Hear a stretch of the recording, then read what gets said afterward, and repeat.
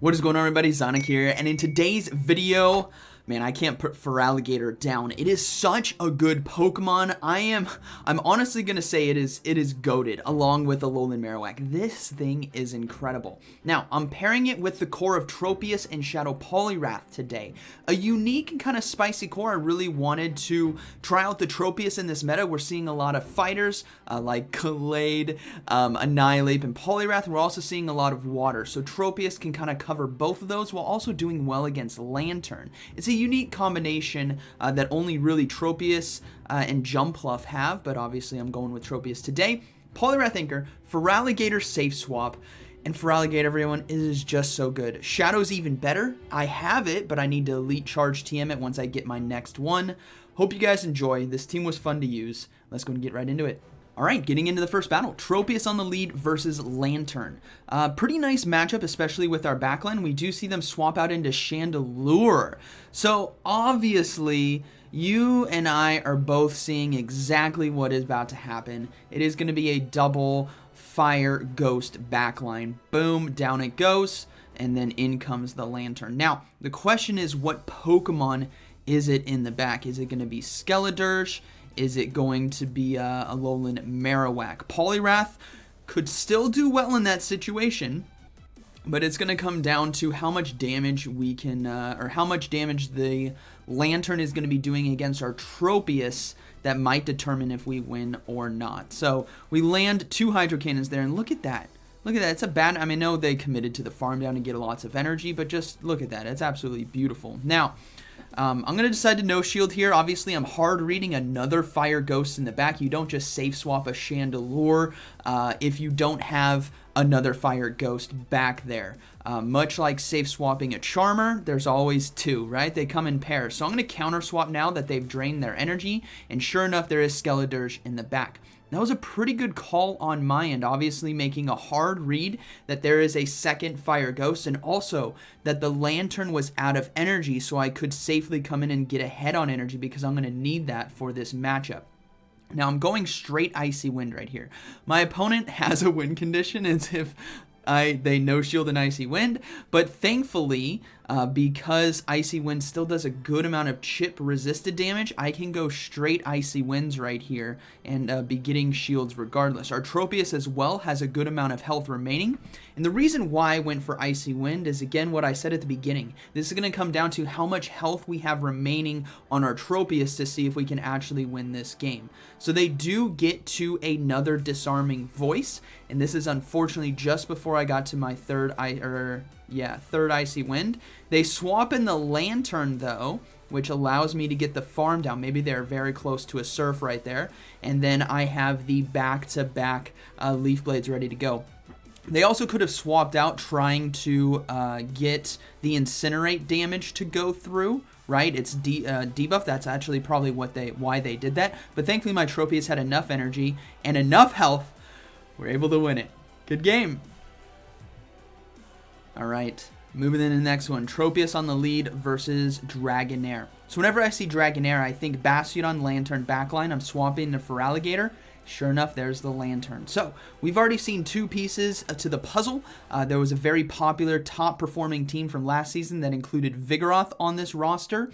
So I'm going to try to make a hard read for that. I could be wrong, but this is something I want you guys to start developing if you guys haven't already. It's the ability to team read. When you see 2 pieces of the puzzle, you can, by process elimination, think about what is Pokemon number 3. Obviously, that last game, the Fire Ghost safe swap is something unique, and you gotta call the double right in the back. In this game, it's Dragonair and Lantern. Vigoroth is right up there with this team, being very popular and still very strong in the meta. So we're gonna look to save our shields for the Poliwrath in order to win this game as we go ahead and let the Thunderbolt go through. Now, what I love about the Feraligatr, even though right now in the current video, it's kind of being sacrificed, there's gonna be times, boom, when it doesn't face off against the Lantern, that it just does so well. Now, I'm safe swapping right away, and sure enough, there was a Vigoroth in the back. They just blind swapped, which is even better for me. I'm gonna look to see if I can commit to the farm down here. I don't think they do. There's 1, there's 2, 3. Yeah, I can't get it. 4, 5. They survive with 1 HP and a dream, unfortunately. So I will give up double shields. Now, this is worth the double shields because obviously I have 2 Icy Winds ready to go. The Dragonair, also because we've been swapping out so quickly, doesn't have a charge move just yet, which is going to allow me to throw the back-to-back right here, which is crucial in order to potentially win this game. In order for Dragonair to try to win, it's going to have double Body Slam, and even then against Tropius, because of the Icy Wind debuffs, it's just not going to be enough damage. We're going to be able to easily air slash it down, but they decided to go for Aqua Tail, which is also another win condition for us, so good game, very well played. All right, moving to the next one. Tropius on the lead versus Superior. Well, this is a really nice lead. Superior does well against this team. We have answers for it everywhere, though. Tropius, Icy Wind, and Ice Beam, right? But this matchup is really nice for us because of our fast move of Air Slash. They do have access to Aerial Ace, which is going to be doing super effective damage, but obviously if we're looking at our roster versus their first Pokemon Superior, Tropius is our best Pokemon for this because of that fast move pressure. We also have charge move pressure there with the Aerial Ace, so we can easily tank another charge move here. Aerial Ace not going to be enough to KO us, but we can actually put a lot of pressure down where we can easily win the 2 to 1 shielding scenario here. As we get to another Aerial Ace in time, boom, down it goes. Perfect. Now we do see a Talonflame safe swap, and here we go. Feraligatr, I'm telling you guys, it is so good. Now you guys have seen it go head to head against Lanturns. It's very common. But my gosh, when a Feraligatr is in positive matchups, it reminds me of Swampert, but better. And that's because of Ice Beam and Shadow Claw. It is the only way this moveset actually gets better. The only way you can make this like the pinnacle of the strongest Feraligatr moveset is replacing Ice Beam with Icy Wind, right? For the debuff. That would be far too broken, but this is a good second up as we get the final shield. And yes, Feraligatr just completely swept. Obviously it should, right? The 2 to 1 shields against a Bastion on a Talonflame, obviously it's going to do work, but it's so satisfying. Boom. See ya. All right. Moving to the next one. Tropius on the lead versus Shadow Feraligatr. So, I've been enjoying using Feraligatr, and it's also a nightmare to face off against, and that's because of Ice Beam, right? It's going to one-shot my Tropius, so I'm going to decide to no shield here, as I thought that was a bit early in terms of energy, and it was a crunch. So that's perfect. We're going to go ahead and go for the Leaf Blade, and Tropius is looking to be in a very good position for us. As I gotta start contemplating what could they have in the back. Why would my opponent decide to stay in a matchup where obviously the Leaf Blade is basically gonna one-shot? And my only thought for this is maybe there's actually a fighter in the back. Could be Gallade, very strong this season. So I'm thinking about that as I do this battle. I take out the Feraligatr. Let's see what decides to come in. It's going to be a grass, and I'm like, oh, what if it's double grass backline, a Feraligatr double grass? Well, Tropius is really loving this team then. So even though this is a Feraligatr showcase, this is Tropius's game. Now, we got the final shield there from Superior, and again, we have access to Icy Wind and Ice Beam. So we're going to leverage that with our Poliwrath. This counter is doing a lot of damage. We will obviously have to give up a shield here on the Aerial Ace or the Frenzy Plant. I don't think it was enough for Frenzy Plant, but we have to give up a shield regardless, and we can now safely overload on energy. We go for Icy Wind, but they swap into Metacham. So my thought was correct. There was a fighter. I was thinking it was Gallade just because of how strong and spicy it is, but now what we're going to look to do is bank the Icy Wind and swap into our Feraligatr. And this is another scenario where Feraligatr can just do so well. They decide to go for Power Up Punch, so I think they're trying to go for Power Up Punch Psychic, and I'm going to go ahead, but they pulled the trigger early and go for another Power Up Punch. This is going to allow me to capitalize on what Feraligatr does best, loading up on energy. So I just got to make sure I have enough to be able to outpace the Superior, and even if I don't, I have Icy Wind, right? They're caught in a checkmate situation, and Feraligatr is booming. We are able, I think that was charge attack priority right there, so Feraligatr is going to take it. The Ice Beam is going to be coming through. Boom! One-shots it, and that is going to be a good game, very well played. All right. Moving into the next one. Tropius on the lead versus Jellicent. Really nice lead here. Gotta watch out for the potential Ice Beam, but they swap into Shadow Dragonite. I'm like, oh man. Okay, so we have 2 counters to basically our backline right here. And Shadow Dragonite does well against Tropius because of Dragon Breath. So we have to utilize teamwork in order to take this down. And my thought process here is if there is a Jellicent and a Shadow Dragonite, odds are there's something weak to fighting in the back. So maybe Bastiodon back there, maybe Lickitung. So we decide to come in with Feraligatr. It also outpaces with Shadow Claw and Hydro Pump. So I'm going to decide to shield right here. I want to try to maintain positive switch advantage. I don't think the Jellicent is going to have access to Ice Beam. I think it's going to have, I should have gone for a Shadow Claw there.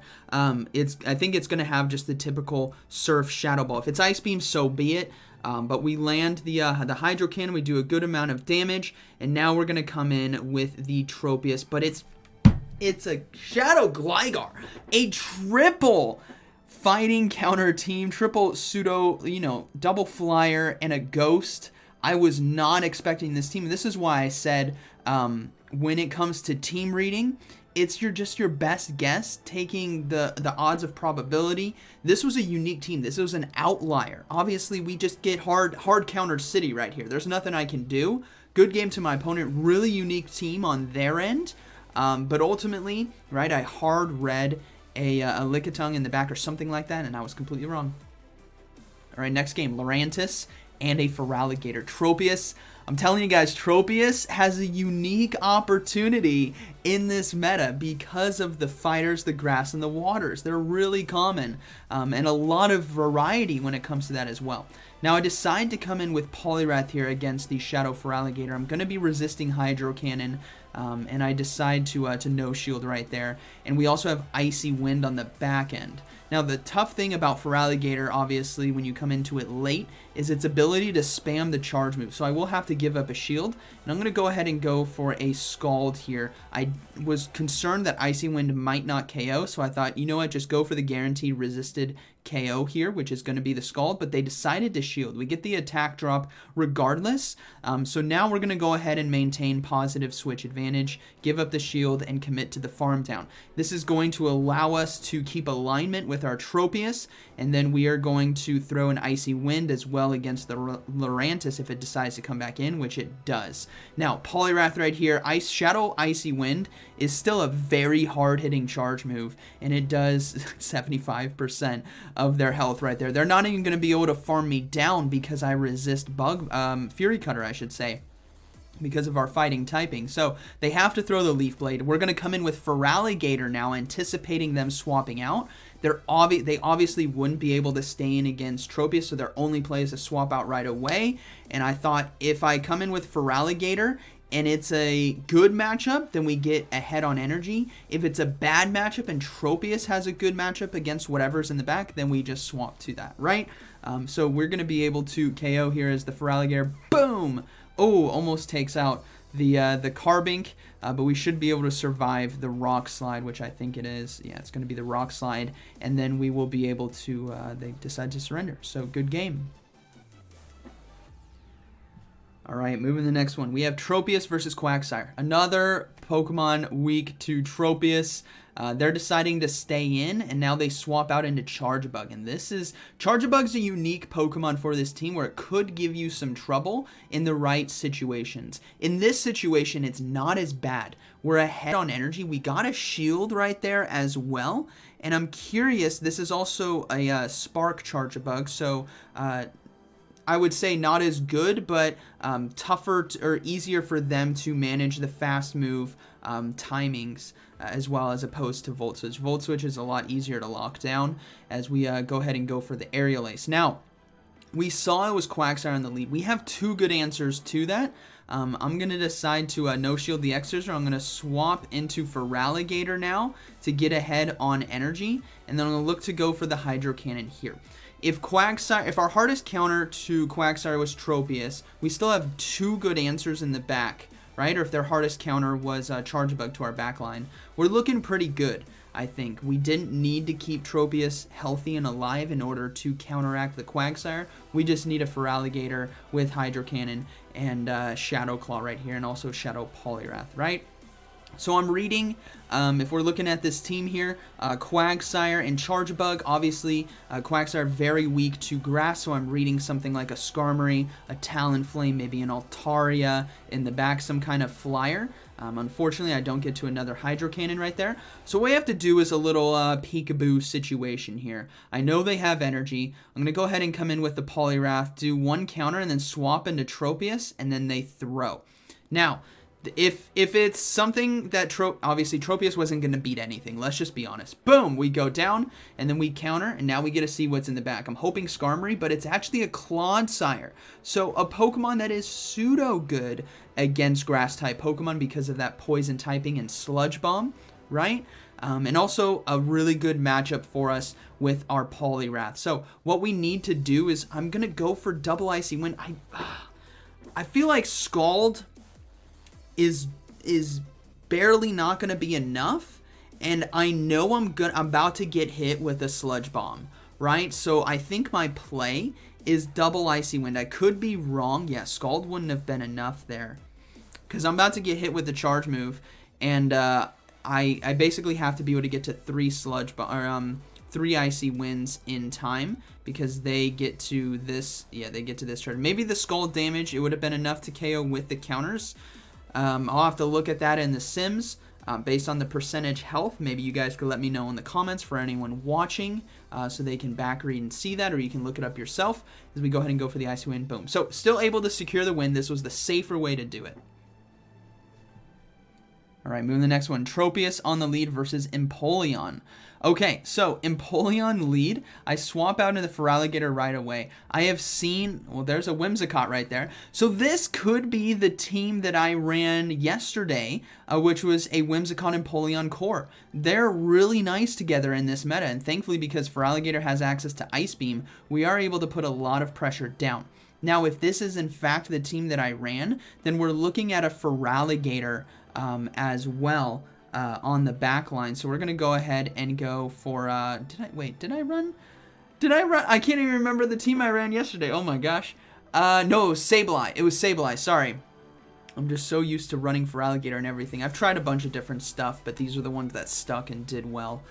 Yeah, it was a Sableye. We come in with Tropius, obviously. They're going to hit us with a Moonblast, which is fine, as it doesn't do that much damage. And then they decide to swap out a Cresselia. So this is actually a really good situation for us because Cresselia would have hard countered our Poliwrath, right? Granted, we have 2-0 shields, so we would have been fine either way, but we're going to utilize this Tropius to just chunk the health of the Cresselia. Now, I decide to shield, and it was an Aurora Beam. I thought it was going to be Future Sight, yeah, I wanted to get another Leaf Blade in so that the Icy Wind or Scald can definitely KO. That was my concern here, as I know I can counter down the Empoleon. So we're going to go ahead and obviously no shield now. I don't need Tropius. I'm just going to win this game with Poliwrath. But, yeah, boom, Aurora Beam. Completely surprised by that. Poliwrath now is going to go ahead and come in. We're going to load up on energy.